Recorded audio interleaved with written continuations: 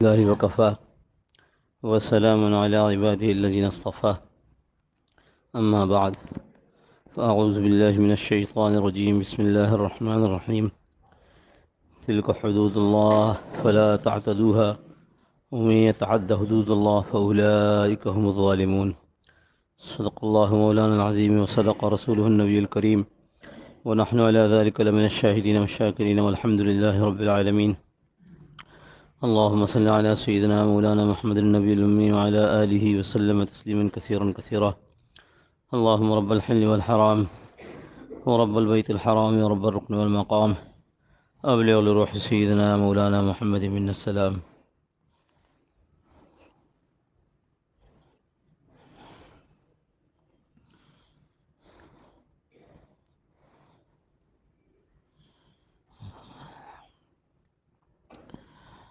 بزرگان محترم، اللہ جل جلالہ و من والہ نے حضور صلی اللہ تعالی علیہ وسلم کے ذریعے اس انسان کو بہت ساری باتیں بتلائیں، جن میں ایک اہم بات اپنا خالق اور مالک ہونا ہے۔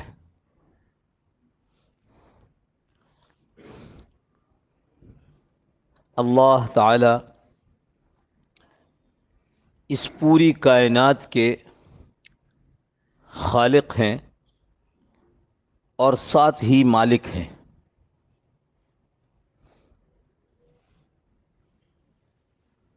خالق ہونے کی وجہ سے اللہ رب العزت نے ان ساری چیزوں کی تخلیق کی اور معلوم ہے کہ کس چیز سے بنائی ہے۔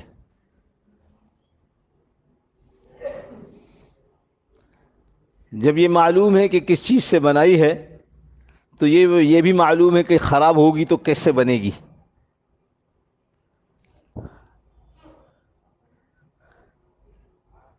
اور مالک ہیں تو ہر وقت ان کا کنٹرول ہے۔ یہ سورج، یہ چاند، ستارے جو ہماری زمین سے دور نظر آتے ہیں، پھر یہ زمین، اس زمین میں جنگل، دریا، اس زمین میں صحرا، میدان، ان میں سے کوئی ایک چیز بھی ایسی نہیں ہے، چاہے وہ اس زمین پہ ہو، چاہے اس زمین سے باہر آسمانوں میں نظر آتی ہو جیسے سورج، چاند، ستارے، ان میں سے ایک چیز بھی ایسی نہیں ہے جس کا خالق اللہ کے علاوہ کوئی اور ہو اور جس کا مالک اللہ کے علاوہ کوئی اور ہو۔ بہت سی چیزیں ایسی ہوتی ہیں جو ہم آپ جوڑ کر بنا لیتے ہیں، ہم کہتے ہیں کہ یہ ہماری تخلیق ہے، ہم اس تخلیق کو کسی کو بیچ دیتے ہیں، اب ہم اس کے اوپر کوئی تصرف نہیں کر سکتے، تبدیلی نہیں کر سکتے، اس لیے کہ ہم نے بیچ دی۔ ہم نے کسی کو ہدیہ دے دی ہے، اب وہ ہمارے ہاتھ سے باہر ہو گیا۔ اللہ رب العزت نے اپنے معاملے میں اس کو بار بار واضح کیا کہ میں ہی خالق ہوں۔ الا لہ الخلق والامر، ہاں ہوشیار ہو جاؤ، خبردار سن لو، اسی کے لیے ہے تخلیق۔ خالق وہ ہے، والامر، اور حکم بھی اسی کا چلتا ہے۔ اب جتنی چیزیں بنائیں ان کا کنٹرول ایسا ہے کہ اس سے وہ چیز سرے منہ، یعنی انچ ذرہ برابر بھی انحراف نہیں کر سکتی، ہٹ نہیں سکتی ہیں۔ سورج کو جس کام پر مقرر کیا ہے وہ اپنے کام میں جب سے بنا ہے، اپنے کام میں ہے، قیامت کے قائم ہونے تک اپنے کام میں رہے گا۔ ہاں جس وقت یہ حکم آ جائے گا کہ اب مشرق کے بجائے مغرب سے سفر شروع کرو اور الٹا چلنا شروع ہوگا تو وہ بھی اللہ کے حکم سے ہوگا۔ ایک ذرہ، پہاڑ بڑی چیز ہے ایک قطرہ سمندر بڑی چیز ہے، یہ اللہ کی مرضی کے بغیر کچھ نہیں کر سکتا. خالق بھی وہی ہے، مالک بھی وہی ہے.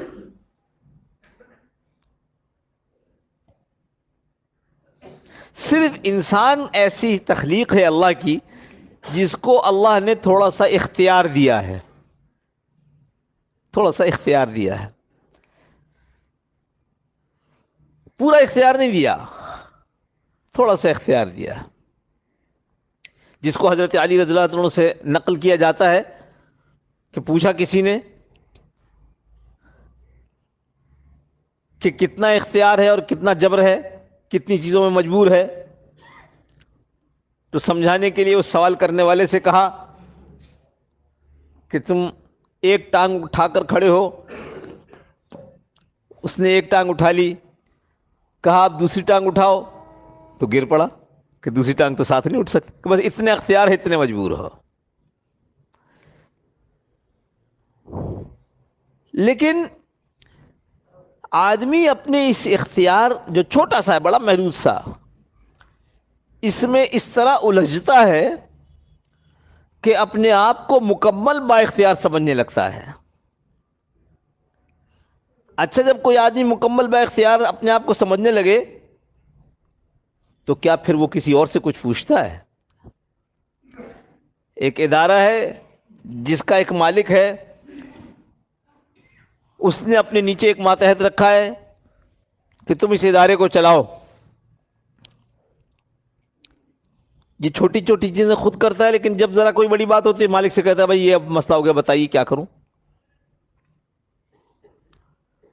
اور جب مالک کے سامنے کوئی بات ہوتی ہے تو مالک پھر کسی اور سے نہیں پوچھتا کہ آپ بتائیے میں کیا کروں. کیوں مالک ہے، مختار ہے. اور یہ آدمی جس کو تھوڑا سا اختیار دیا گیا تھا، یہ مالک کی مرضی کے خلاف اپنے اختیار کو استعمال کرے تو کیا ہوگا؟ بے وقوفی ہوگی. یہ مالک کا اعتماد ہاتھ سے دھو بیٹھے گا، یہ مالک کی محبت اور تعلق کو چھوڑ دے گا. اللہ رب العزت نے ان انسانوں کو بنایا تو ان کی تخلیق میں جو کچھ کار فرما تھا بالکل اسی طریقے سے ان کی زندگی کو مرتب کیا. ہم نہیں جانتے، وہ جانتا ہے. یہ انسان ہے، اس کے لیے کیا چیزیں فائدے کی ہوں گی، کیا چیزیں نقصان کی ہوں گی. یہ انسان ہے، یہ ایک ساتھ رہے گا تو چونکہ اس کی طبیعت میں حرص اور ہوس ہے تو یہ آپس میں لڑے گا، مال کے لیے لڑے گا، ملک کے لیے لڑے گا، زمین کے لیے لڑے گا، چیزوں کے لیے لڑے گا. تو اللہ رب العزت کو چونکہ یہ سب کچھ معلوم ہے، اس لیے اللہ نے اپنی قدرت سے ان چیزوں کو سمجھانے کے لیے اور ان مسائل کو حل کرنے کے لیے انبیاء علیہم السلام کو دنیا میں بھیجا ہے. میں تو خود سے نہیں معلوم کر سکتا تھا، مجھے تو نبی صلی اللہ تعالی علیہ وسلم نے بتلایا کہ میرا رب کس چیز سے راضی ہوتا ہے. مجھے تو نبی صلی اللہ تعالی وسلم نے بتایا کہ میرا رب کس چیز سے ناراض ہوتا ہے.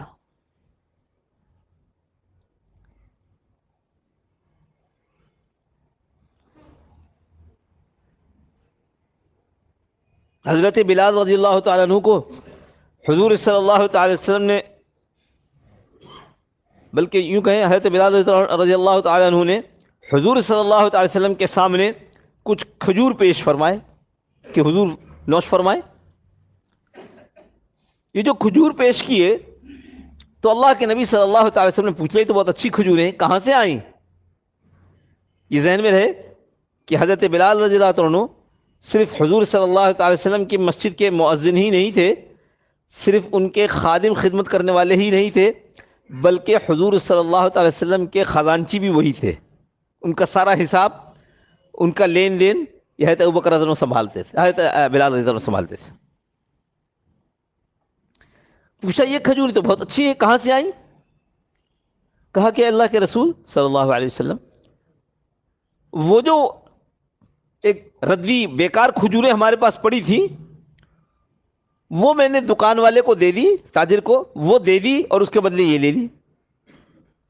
کو ہو دکاندار کو وہ خراب دے دی تو وہ زیادہ تھی، اچھی والی کی مقدار کم تھی، تو تم نے دکان والے کو ردی کھجوریں دے کے اس کے بدلے میں اچھی کھجوریں لے لی، تو یہ تو سود ہو گیا. کون بتا رہا ہے؟ ہاں، نبی علیہ الصلوۃ والسلام اللہ سے رابطے میں ہوتے تھے، رابطے میں. یہ نبی ہمارے پیش نظر تو کچھ بھی نہیں. وہ والی کھجور تھی، یہ والی کھجور ہے، ہو گئی.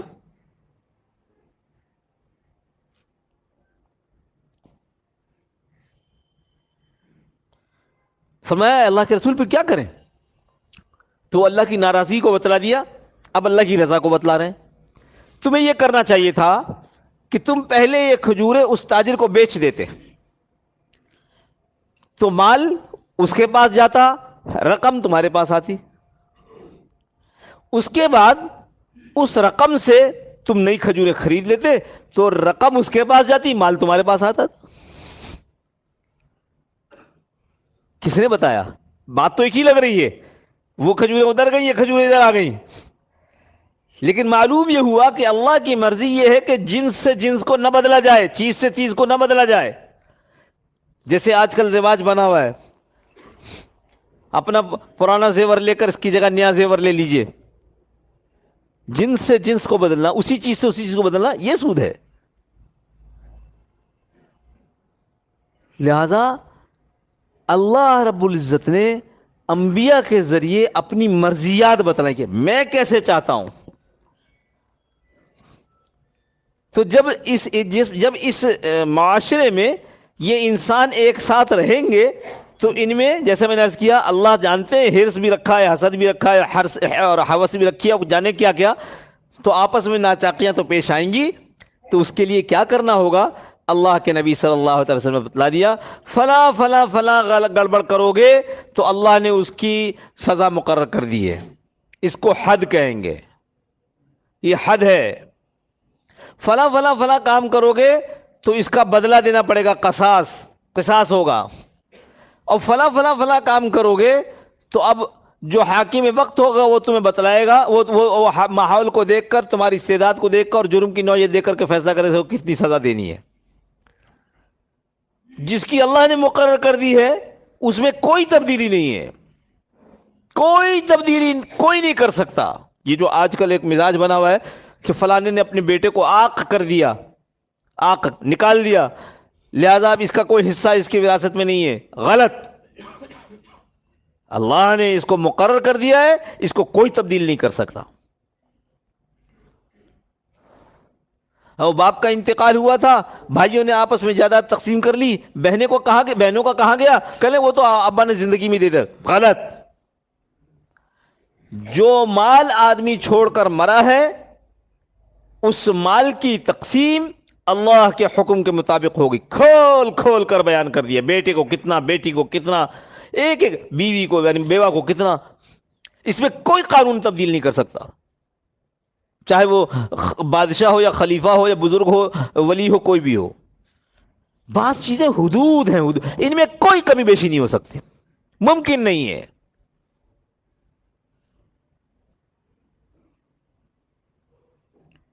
قصاص کہ جب تم آپس میں یہ گڑبڑ ہو، اس میں ایک آپشن، ایک اختیار دے دیا گیا ہے کہ اگر جس کا نقصان ہوا ہے وہ بدلہ لینے پر تیار ہو جائے، بدل میں اتنی چیز دے دو، تو وہ اجازت ہے.